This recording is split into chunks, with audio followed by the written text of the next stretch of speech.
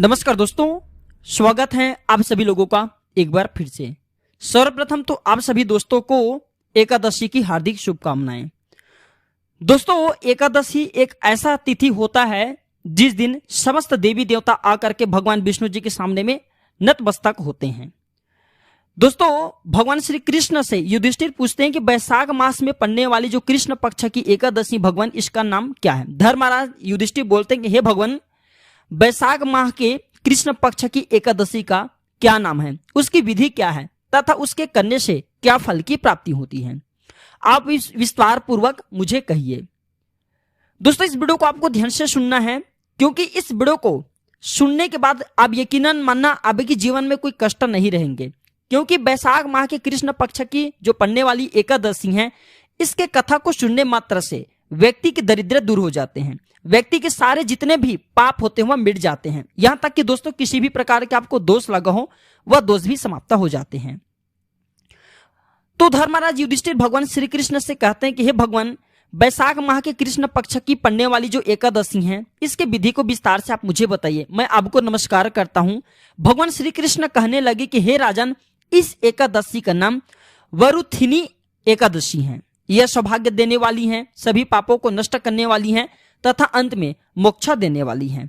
तो दोस्तों, विलंब न करते हुए कथा की ओर चलते हैं और मैं आप लोगों को बताना चाहूंगा, इस वीडियो को पूरा देखना है, जरा भी आपको मिस नहीं करना। अगर इस कथा को सुन भी लेंगे तब भी आपके सारे पाप मिट जाएंगे, सारे कष्ट दूर हो जाएंगे। इस कथा को श्रवण मात्र से आपको जीवन में खूब तरक्की प्राप्त होगा, माता लक्ष्मी की आशीर्वाद प्राप्त होगा, किसी भी प्रकार के अन्न और धन की कोई कमी नहीं होगा। दोस्तों, यहाँ तक कि इस व्रत के बारे में यह भी कहा जाता है कि यदि कोई अभागिन स्त्री इस व्रत को कर ले तो उन्हें सौभाग्य मिलता है।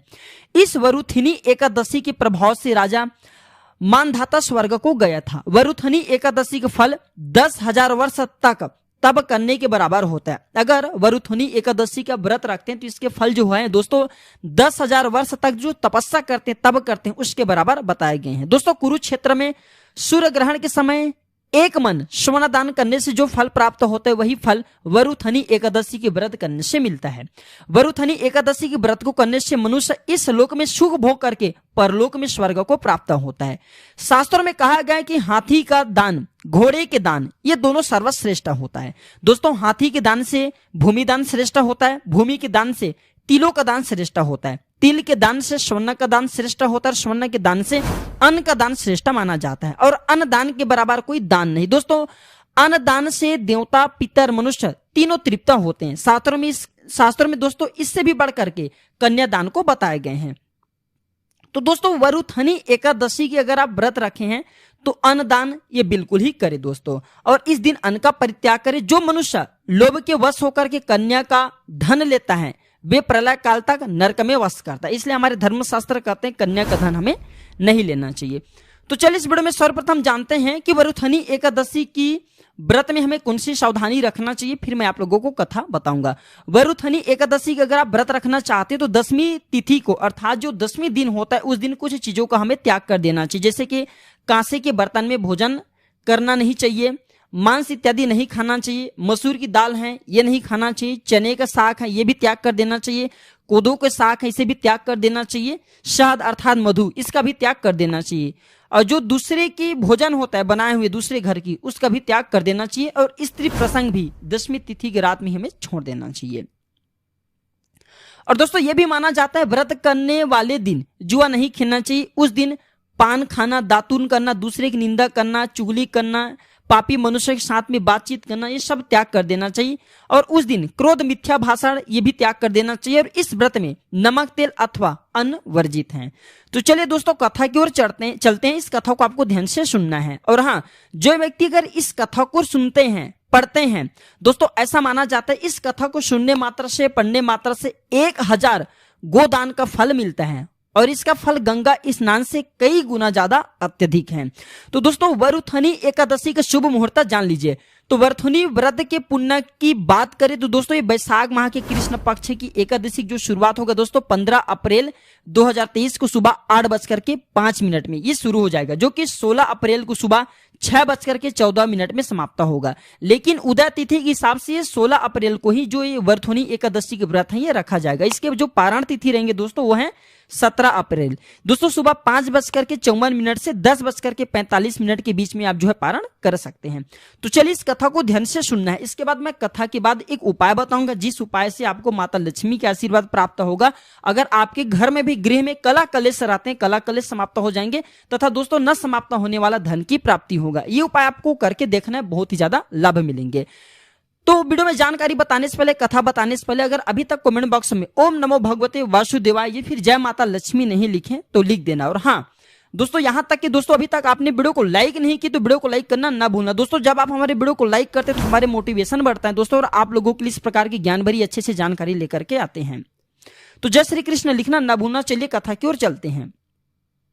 तो दोस्तों वरुथनी जो एकादशी की व्रत है, कथा है, कुछ इस प्रकार से हैं। दोस्तों प्राचीन काल में नर्मदा नदी के तट पर मानधाता नाम का राजा राज्य करते थे। वह जो राजा है बहुत ही अत्यंत दानशील तथा तपस्वी थे।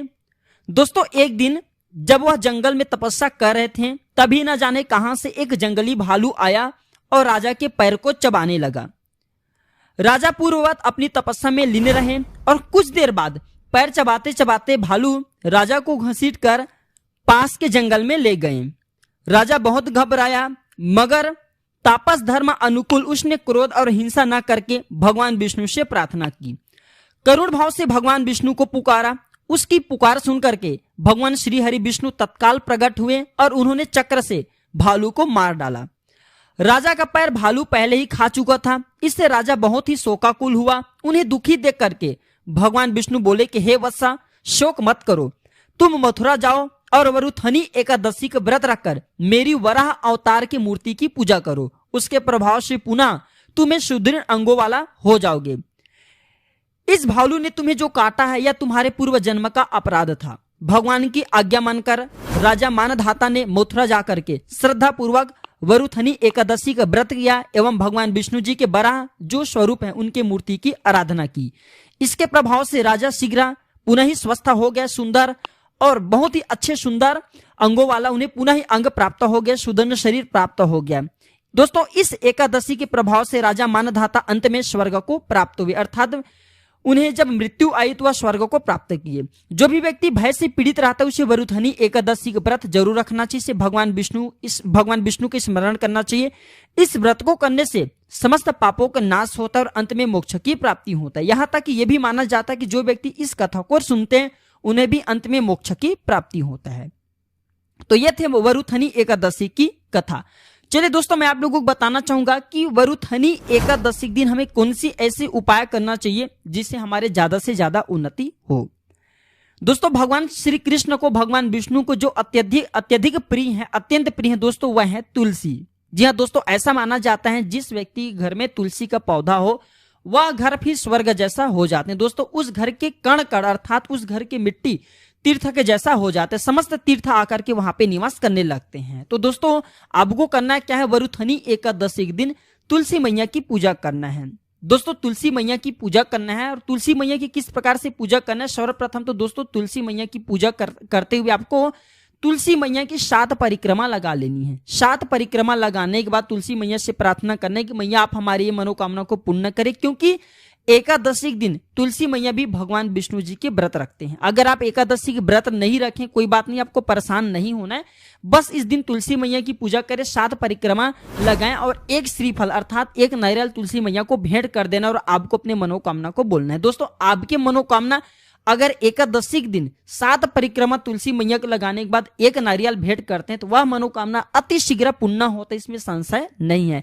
इसी के साथ दोस्तों जो गौ का धूल होता है, जो गौशाला होता है, उसे भी तीर्थ माना जाता है, पूर्ण तीर्थ माना जाता है। जितने भी हमारे हिंदू धर्म में तीर्थ कहे गए सब तीर्थ गौ माता की धूल में अर्थात गौ माता के चरण में आकर के निवास करते हैं। इसलिए गौ माता में आपने देखा होगा समस्त देवी देवता अंग अंग पर विराजमान होते हैं। गौ माता की अनेक स्वरूप हैं, जैसे कि कामधेनु हैं। तो दोस्तों आपको करना क्या है, वरुथनी एकादशी के दिन गौ माता की 7 परिक्रमा लगाना है और गौ माता की जो प्रिय वस्तु कहे गए हैं दोस्तों गुड़ और चना गौ माता को खिला देना। दोस्तों 7 जन्म के आपके पाप मिट जाएंगे, 7 जन्म के आपके जो दरिद्रता है वह भी समाप्त हो जाएंगे।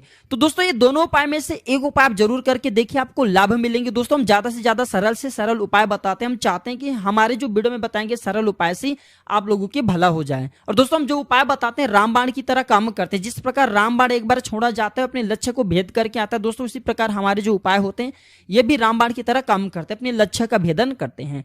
तो दोस्तों ये दोनों उपाय में से कोई एक उपाय जरूर करना, आपको लाभ मिलेंगे। अगर आपको लगता है कि इस वीडियो से और भी लोगों का भला हो सकता है तो जनहित एवं जन कल्याण के लिए इस वीडियो को आगे जरूर शेयर करिएगा। दोस्तों आपके एक शेयर किसी की जिंदगी को बर्बाद होने से बचा सकते हो सकते हैं। दोस्तों ये वीडियो आप शेयर करें तो किसी के लिए अमृत जैसा हो जाए। तो आज की जानकारी बस इतने दोस्तों, मैं जल्द जुड़ूंगा आप सभी से किसी नए और एक अच्छे जानकारी के साथ। आज की जानकारी बस इतना ही, धन्यवाद, नमस्कार।